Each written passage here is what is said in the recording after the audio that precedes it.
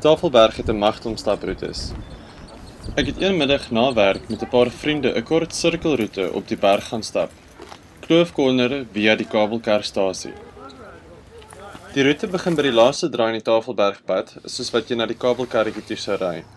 En hier is oorgenoeg parkeerplek vir jou motor. Hier begin die staproete by 400 meter bo seespieël en dan styg dit so 100 meter totdat jy 500 meter bo seespieël bereik.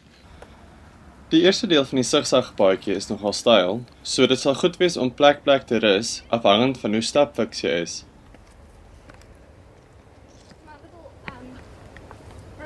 Maar wanneer jy Kloofkorner bereik, is daar fantastiese uitsigte oor Kampsbaai, die 12 Apostels en Leeukop. Nou stap jy met die kontourpad tot jy die volgende bordjie kry, wat jou na die onderste stasie van die kabelkarretjie sal neem.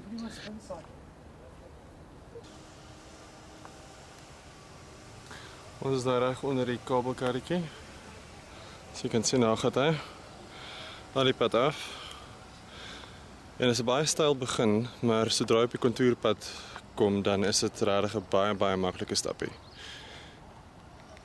As jy wil, kan jy nog aanloop, allangs die kontourpad af in Duiwelsbeek se rigting, maar ons het sommer omgedraai en dieselfde roete teruggevolg. As jy die hele sirkelroete volg, sal dit jou so 90 minute neem om te voltooi. Hierdie is 'n relatief maklike stappie en goeie inleiding tot staproetes op Tafelberg.